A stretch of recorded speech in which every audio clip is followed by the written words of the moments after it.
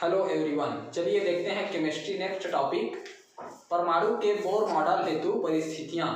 इससे पहले हमने देखा है परमाणु क्रमांक, परमाणु द्रव्यमान, समस्थानिक, समभारिक, इन सब के बारे में। और इसके बारे में हमने इसको पूरा डिटेल में देखा है, कैसे समस्थानिक निकालते हैं, परमाणु क्रमांक से इलेक्ट्रॉन प्रोटॉन की संख्या कैसे निकालते हैं, इन सब के बारे में। अब इसी से रिलेटेड आज का जो टॉपिक है परमाणु के बोर मॉडल हेतु परिस्थिति। अब परमाणु के बोर मॉडल हेतु परिस्थिति में क्या देखना है, देखिए।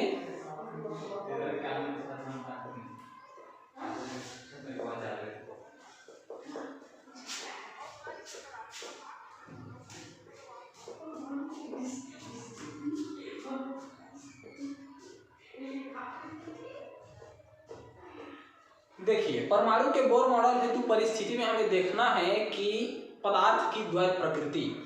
तो पदार्थ की द्वैत प्रकृति को समझने से पहले हमें रदरफोर्ड का मॉडल, थॉमसन का परमाणु मॉडल, इन सब के बारे में देखा, उनके कमियों के बारे में देखा। उन्हीं कमियों को दूर करने के लिए एक और मॉडल दिया गया है, बोर का परमाणु मॉडल। तो बोर का परमाणु मॉडल जो है यहाँ पर पदार्थ की द्वैत प्रकृति को समझाया है। और द्वैत प्रकृति को समझाने से पहले उन्होंने कुछ दो कंडीशन दिए हैं। तो बोर के परमाणु मॉडल के कंडीशन को समझने से पहले देखते हैं कि कोई भी परमाणु जो इलेक्ट्रॉन, प्रोटॉन, न्यूट्रॉन से मिल करके बना है, वो जो है कुछ न कुछ स्पेक्ट्रम उत्सर्जित करते हैं। जब किरणें कैथोड से एनोड की ओर चलती है तो वहाँ पर भी हमने देखा है कि अलग अलग धातुओं का जब एनोड ले रहे थे तो वहाँ से एक्स किरणें निकल रही थी। तो इस प्रकार से जो सभी तत्व जो है कुछ न कुछ स्पेक्ट्रम उत्सर्जित करते हैं। और उन स्पेक्ट्रम की जानकारी जो है हमें रदरफोर्ड के नाभिकीय मॉडल के आधार पर नहीं हुई, तो हमें उसके लिए एक नए मॉडल की जरूरत पड़ी और वो मॉडल है बोर का मॉडल। इसको और डिटेल में देखेंगे, लेकिन इससे पहले समझते हैं बोर के मॉडल के अंतर्गत हमें पढ़ना क्या है। तो बोर के मॉडल के अंतर्गत हमें पढ़ना है विद्युत चुंबकीय विकिरण का तरंग प्रकृति, या द्रव्य का तरंग प्रकृति कह सकते हैं इसको, द्रव्य का तरंग प्रकृति। अब द्रव्य जो है तरंग प्रकृति कैसे दर्शाता है, इसको कैसे बताया गया है। तो यहाँ पर दो कंडीशन है। तो कौन कौन से दो कंडीशन है? पहला कंडीशन है कि बोर के परमाणु मॉडल में जब उत्सर्जन स्पेक्ट्रम का मतलब है कि एक तरफ से जब कोई धातु गर्म किया जा रहा है तो वहां से कुछ किरणें उत्सर्जित हो रही है, तो उसको उत्सर्जन स्पेक्ट्रम कहते हैं। उत्सर्जन स्पेक्ट्रम जो है रेखीय स्पेक्ट्रम होते हैं, और रेखीय और एक और होता है उसका प्रकार। तो ये जो है दो प्रकार से इसका आधार है। इसका अवधारणा का, बोर के परमाणु का मुख्य दो आधार है, जिसमें पहला आधार है विद्युत चुंबकीय विकिरण का द्वैत प्रकृति, जिसके बारे में हम पढ़ रहे हैं। तो पहला आधार है विद्युत चुंबकीय विकिरण का द्वैत प्रकृति, और दूसरा आधार है इनका तो ऊर्जा का क्वांटीकृत होना,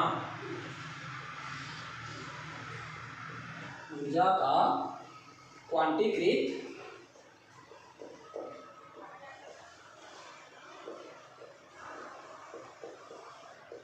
होना। अब समझते हैं इनको कैसे इन्होंने, बोर ने इन दो अवधारणाओं के आधार पर उत्सर्जन स्पेक्ट्रम के बारे में या द्रव्य के तरंग प्रकृति के बारे में बताया है। तो हाँ, इन्होंने क्या किया है, इस सिद्धांत को जो है स्पेशली एक साइंटिस्ट है तरंग प्रकृति को समझाने के लिए, जिन्होंने इसको समझाया है, और उनका नाम है मैक्सवेल। तो यहाँ पर देखते हैं मैक्सवेल ने कुछ यहाँ पर अभिगृहित दिए हैं।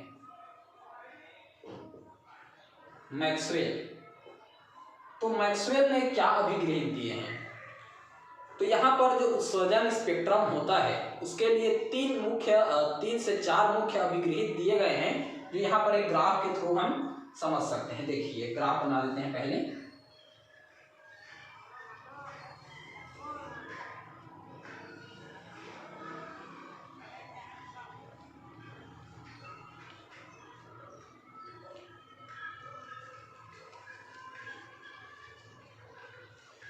इस प्रकार से ग्राफ बनाया गया है किसके बीच?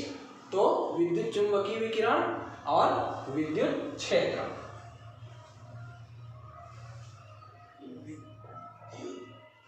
चुंबकीय विकिरण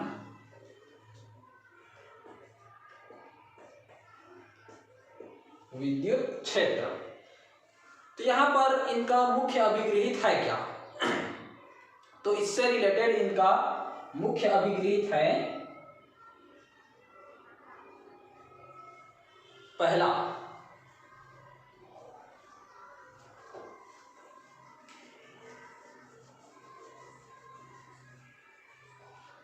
इनका जो पहला अभिगृहित है कि ऊर्जा का उत्सर्जन किसी भी स्रोत से, चाहे वो बल्ब से हो, चाहे वो गर्म स्रोत से हो, किसी या बल्ब फिलामेंट से या किसी गर्म स्रोत से हो, सतत रूप से विकिरण के रूप में या तरंग के रूप में होता है। पहला सिद्धांत या इनका अभिगृहित क्या है? तो ऊर्जा का जो उत्सर्जन है वो सतत रूप से विकिरण या तरंग के रूप में होता है। तो पहला शॉर्ट में लिख सकते हैं इसको, ऊर्जा का उत्सर्जन सतत रूप से विकिरण या तरंग विकिरण के रूप में होता है। और यहाँ पर ऊर्जा का जो विकिरण है वो तरंग या विकिरण दोनों के रूप में हो रहा है। तो यहाँ पर दोनों के रूप में हो रहा है। तो दूसरा उन्होंने अभिगृहित क्या दिया? उन्होंने देखा प्रयोगों के आधार पर कि जो विद्युत क्षेत्र या यूँ कह सकते हैं उसको चुंबकीय क्षेत्र और विकिरण का विद्युत क्षेत्र, विकिरण को दो क्षेत्र से यहाँ पर गुजारा गया है। एक हमने क्या लिया है? विद्युत चुंबकीय विकिरण, और एक लिया है विद्युत क्षेत्र। तो उनसे जब गुजारा गया तो उनका जो दिशा है वो एक दूसरे के लंबवत है, और उनके दिशा में किस प्रकार से है? तो उनके दिशा में संचरण करता है लंबवत। अब लंबवत कंपन करता है कहने का मतलब क्या है? यहाँ पर से देखिए, ये जो चल रहा है ये तरंग है, और ये जो है विकिरण है, सीधे जो चल रहा है।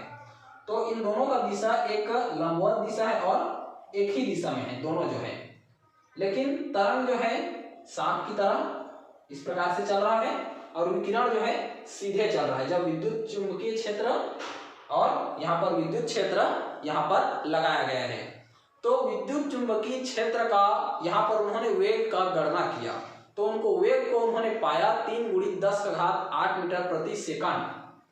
उनका जो वेग उन्होंने पाया 3.8 × 10 3.0 है, ये 3.0 × 10⁸ मीटर प्रति सेकंड के वेग से विद्युत चुंबकीय जो विकिरण है वो गमन करती है। ये इनका तीसरा पोस्टुलेट है। फिर उन्होंने क्या कहा? तरंगों के संचरण के लिए किसी माध्यम की आवश्यकता नहीं होती। इसका सबसे बढ़िया एग्जाम्पल है, हम जानते हैं, सूर्य की किरणें। सूर्य की किरणें जब सूर्य से पृथ्वी तक पहुंचती है तो उनके लिए किसी माध्यम जैसे हवा या फिर कोई सिग्नल्स वगैरह की जरूरत नहीं पड़ती। वो अपने आप ही पृथ्वी पर आ जाती है, या यूँ कह सकते हैं वो निर्वात में भी गमन कर सकती है। तो इस प्रकार से विद्युत चुंबकीय क्षेत्र की तरंग प्रकृति के लिए समझाने के लिए बोर ने दो अवधारणाओं पर समझाया है, जिसमें विद्युत चुंबकीय क्षेत्र का क्या है? पहला तो विकिरण का द्वैत प्रकृति, और दूसरा है विकिरण का ऊर्जा का क्वांटीकृत होना। और उसके बाद मैक्सवेल ने अपने कुछ अभिगृहित दिए। तो मैक्सवेल ने क्या कहा? ये सब याद रखिए, ये सब जो है परमाणु से संबंधित है, क्योंकि परमाणु जो है द्वैत प्रकृति पाया जाता है परमाणु में। तो कौन कौन सा द्वैत प्रकृति? परमाणु के जो कण है, या परमाणु स्वयं भी कण प्रकृति के रूप में भी व्यवहार करता है और तरंग प्रकृति के रूप में भी व्यवहार करता है। तो हमें दोनों को डिफरेंट अलग अलग समझना है, इसीलिए हम पहले देख रहे हैं उसका तरंग प्रकृति, जिसको मैक्सवेल ने बड़े अच्छे ही समझाया है। जब विद्युत चुंबकीय विकिरण और विद्युत क्षेत्र में जब देखा गया तो जो विकिरण है वो लंबवत सीधे, और उसी की दिशा में तरंग जो है गति करता है।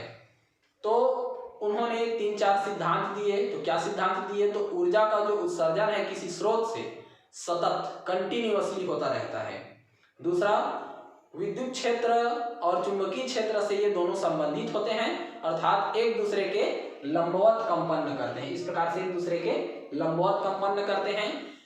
तरंगों को किसी माध्यम की आवश्यकता नहीं होती, वे अपने आप ही यानी कि निर्वात में गमन कर सकते हैं। और उनका वेग क्या दिया, 3.0 × 10⁸ मीटर प्रति सेकंड के वेग से ये गमन करते हैं। तरंगे जो है, ये जो परमाणु में जो तरंगे हैं ये। अब तरंगों से संबंधित कुछ शब्दावली आते हैं, टर्मिनोलॉजी। इन टर्मिनोलॉजी को एक एक करके समझ लेते हैं, ये क्या क्या टर्मिनोलॉजी है। अब इनमें तरंग से संबंधित जो पहला आता है वो है तरंग दैर्घ्य।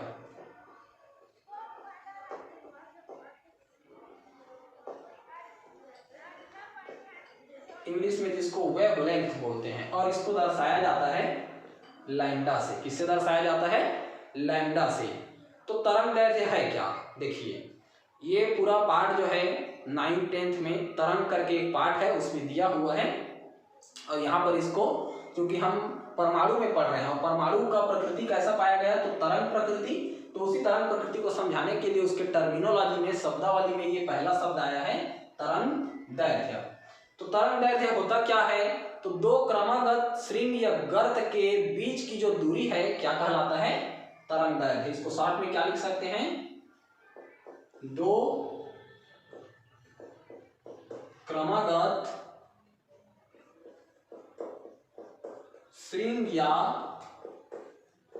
गर्त के बीच की दूरी, इसको क्या कहते हैं, तरंग दैर्घ्य। अब जैसे कैसे समझेंगे तरंग दैर्घ्य को, तो देखिए मान लीजिए इस प्रकार से यहाँ कोई तरंग जो है यहाँ से उठ करके ऐसे गमन कर रही है। तो जब ये इस प्रकार से गमन करती है तो यहाँ देखिए ये जो भाग है ये श्रृंग कहलाता है, उठा हुआ भाग। और नीचे ये वाला जो भाग है ये क्या कहलाता है, गर्त कहलाता है। श्रृंग और गर्त, तो ये श्रृंग और ये श्रृंग, इन दोनों के बीच का जो दूरी है ये, इसको बोलते हैं तरंग दैर्घ्य। और इसको दर्शाया जाता है लैम्डा से। किससे दर्शाया जाता है, लैम्डा से। और इसका जो मात्रक है वो है एंगस्ट्रॉम। इसका जो मात्रक है वो है एंगस्ट्रॉम। क्या है, एंगस्ट्रॉम। तो ये हो गया इसका पहला शब्दावली। अब दूसरा शब्दावली देखते हैं, इससे रिलेटेड क्या है। दूसरा शब्दावली है आवृत्ति।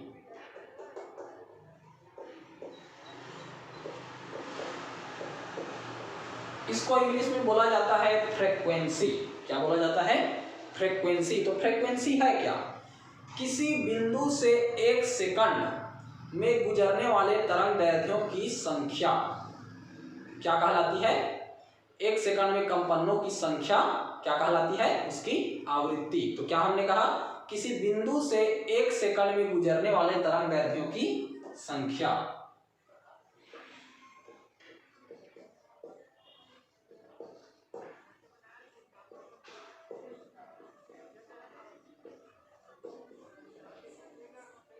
किसी बिंदु से गुजरने वाले, यहां पर थोड़ा सा ये होगा, किसी बिंदु से एक सेकंड में गुजरने वाले, किसी बिंदु से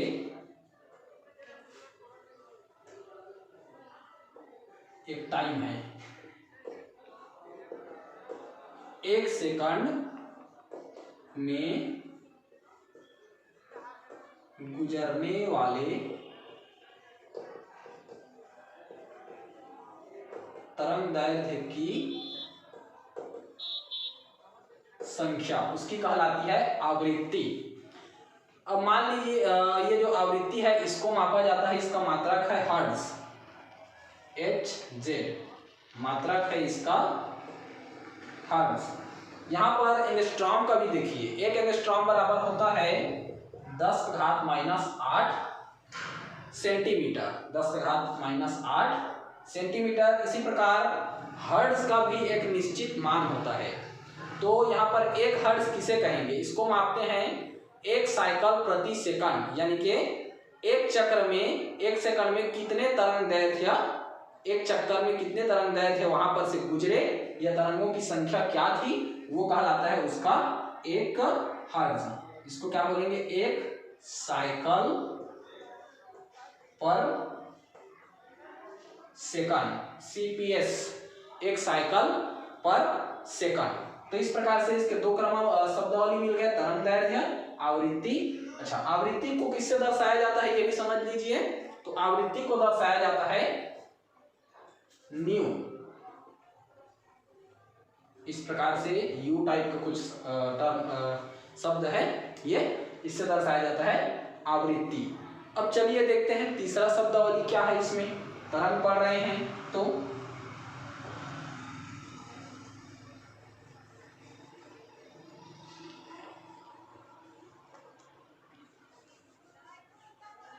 अब जो तीसरा शब्दावली है हमारा क्या मिल गया, हमें मिल गया पहला तो तरंग दैर्ध्य, दूसरा मिल गया आवृत्ति, तीसरा मिलेगा उसका वेग।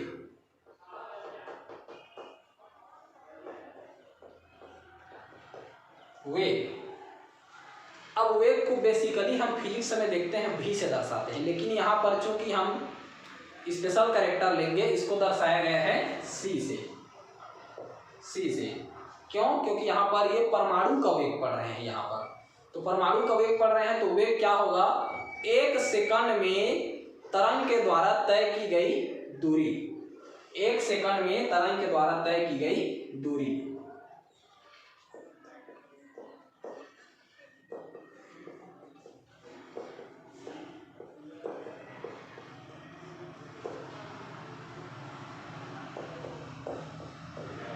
एक सेकंड में तरंग के द्वारा तय की गई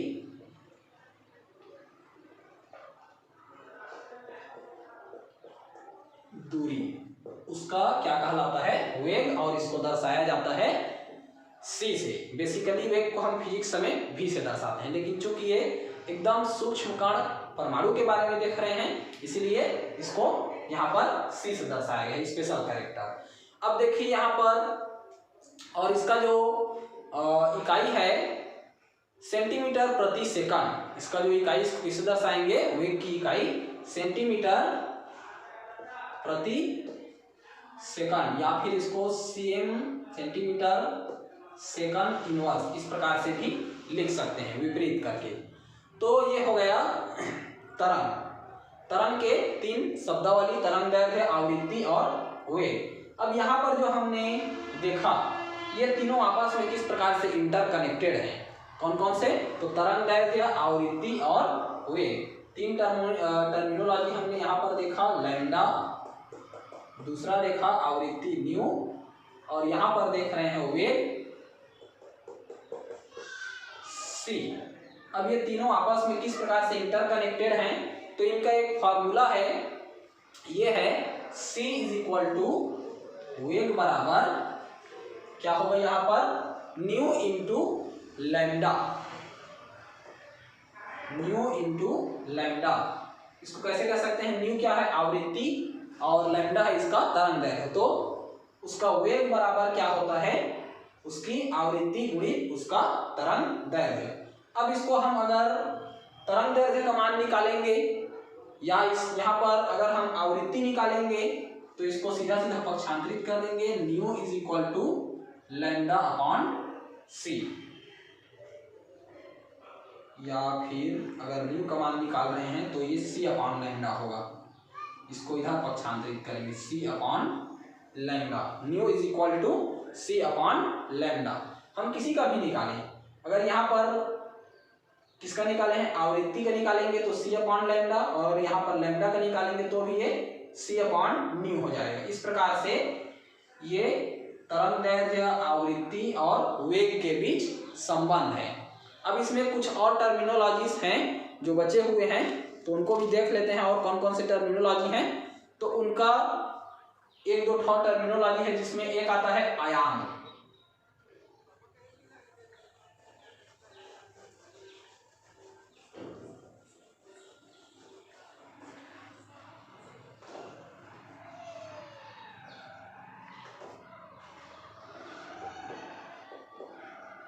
आयाम 3 टर्मिनोलॉजी देख लिए, उसमें चौथा टर्मिनोलॉजी है आयाम। तो आयाम किसे कहेंगे, तरंगों के श्रृंग की ऊंचाई या गर्त की जो ऊंचाई है उसको, या नहीं, तरंगों की जो श्रृंग की ऊंचाई है वो ऊंचा है, और गर्त की जो गहराई है उसको क्या कहा जाएगा, उसका आयाम। क्या कहा जाएगा, आयाम। तो इसको भी नोट कीजिए।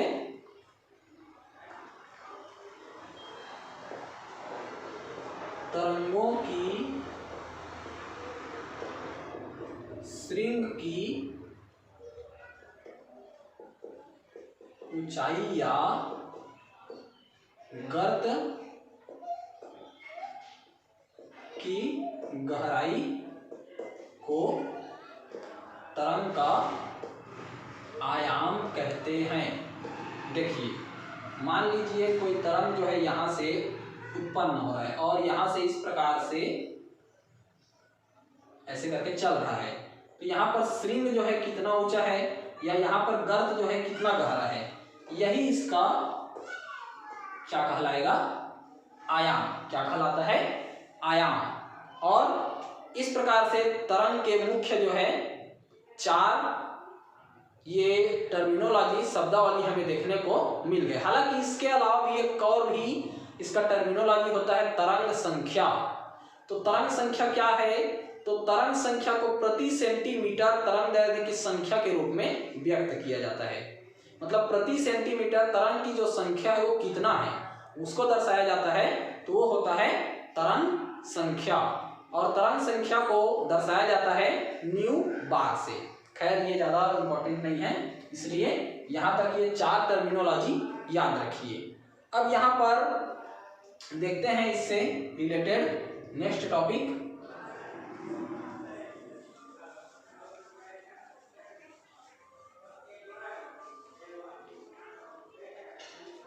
अब ये जो परमाणु मॉडल हेतु परिस्थितियां देखे हैं, तो हमें जब यहाँ पर देखिए अब अलग अलग आवृत्ति और तरंग दैर्ध्य को बढ़ते और घटते क्रम में लिया गया है।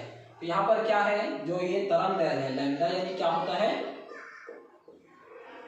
जो परमाणु है वो अगर तरंग प्रकृति का है तो उसका तरंग दैर्ध्य को इस प्रकार से किस रूप में लिए गए हैं, यहाँ पर से बढ़ते क्रम में, और उसकी आवृत्ति को यहाँ पर घटते क्रम में। तो जब इस प्रकार से उनको तरंग को जो है बढ़ते क्रम में और इस प्रकार से इसको घटते क्रम में लिया जाता है, तो एक निश्चित फ्रीक्वेंसी पर, एक निश्चित आवृत्ति और एक निश्चित तरंग दैर्ध्य पर हमें अलग अलग लाइट मिलता है, अलग अलग आवृत्ति पर अलग अलग लाइट मिलता है। तो हमें मुख्य मतलब है हमारे दृश्य क्षेत्र, विजिबल रीजन। तो विजिबल रीजन का जो आवृत्ति है वो है 10⁻16 से 10⁻12, और ऊपर में अगर उसका तरंग दैर्ध्य देखें तो कितना है, 10⁸ से 10⁻⁻6 के बीच। और दृश्य प्रकाश में हम देखते हैं कि अब जब हम इंद्रधनुष देखते हैं तो इंद्रधनुष में 7 रंग होते हैं, या ये भी कह सकते हैं प्रकाश का प्रकीर्णन और बहुत सारे उसमें जो गुण होते हैं उनके गुणों का जब अध्ययन किया जाता है तो हमें व्हाइट लाइट यानी कि सफेद प्रकाश में 7 रंग दिखाई देते हैं। तो कौन से 7 रंग हैं जो इस दृश्य क्षेत्र में दिखाई देते हैं, तो कौन से 7 रंग हैं?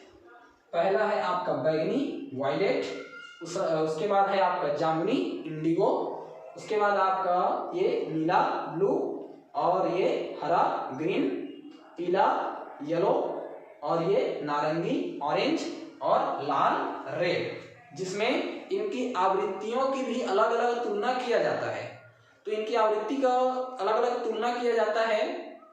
फोटोसिंथेसिस जब हम पढ़ते हैं तो प्रत्येक जो लाइट है लाल नीला पीला सबका प्रकाश संश्लेषण में अलग अपना अलग ही महत्व है, और चूंकि ये सब जो है दृश्य क्षेत्र में आते हैं, विजिबल रीजन में आते हैं, इसलिए इनको क्या कहा गया है, दृश्य क्षेत्र। इसके अलावा ये जो बाकी अलग अलग क्षेत्र हैं, मान लीजिए 10⁻−16 से ये 14, इसी बीच में ये 10⁻24 से ये 10⁻20, यहाँ पर अलग रीजन है। तो ये है कॉस्मिक रेस, एक दो देखिए यहाँ पर कॉस्मिक रेस, कॉस्मिक किरण। इसी प्रकार ये तो अंतिम वाला हो गया। अगर यहाँ जैसे देखते हैं लास्ट में तो 10⁻2 और इनके बीच में, और ये 10⁻8 और 10⁻0 और 10⁻2 के बीच में एक किरण है, वो है रेडियो तरंग। रेडियो तरंग तो हमें मुख्य मतलब था दृश्य प्रकाश से। क्यों? क्योंकि हम जब परमाणु में उत्सर्जन देख रहे हैं तो वहां पर कुछ बैंड भी बनते हैं। और बैंड जो है हमारे विजिबल रीजन में प्राप्त होते हैं। जो अवरक्त विकिरण और ये अलग अलग विकिरण है वहाँ पर हमें नहीं मिलेंगे, और उनका जो दृश्य प्रकाश जो 7 भागों में बटा होता है, तो वहाँ पर जो बैंड होते हैं वो अलग अलग रंग के हमें मिलते हैं। कई बार बगैर रंग के भी मिलते हैं बैंड जो है, तो वो जो है काले बैंड के रूप में मिलते हैं, और अगर कलर युक्त बैंड के रूप में मिलेंगे तो लाल, नीला, पीला, हरा, इस प्रकार से अलग अलग बैंड के रूप में ये पाए जाते हैं। दृश्य प्रकाश में ये 7 रंग हमने देखा अभी 7 रंग में। इसके बाद ये कौन से क्षेत्र में पाए जाते हैं, आवृत्ति के कौन से क्षेत्र में, तरंग के कौन से क्षेत्र में, ये हमने देखा अभी। अब अगर जितने भी ये टर्म्स बताए हैं, टर्मिनोलॉजी, तरंग दैर्घ्य, आवृत्ति, वेग, और ये जो है सभी जो है परमाणु और परमाणु के जो सब एटॉमिक पार्टिकल है, इलेक्ट्रॉन, प्रोटॉन, न्यूट्रॉन, इनसे संबंधित है। और इन्हीं रेस का उपयोग आप जानते हैं हमारे माइक्रोस्कोप वगैरह में किया जाता है। तो इससे संबंधित अगर आपको कोई भी परेशानी अगर होता है तो आप हमें टेलीग्राम या कमेंट के माध्यम से बता सकते हैं, आपके डाउट वहाँ पर क्लियर करा दिए जाएंगे। इसके बाद हम देखेंगे नेक्स्ट टॉपिक कल। Thank you.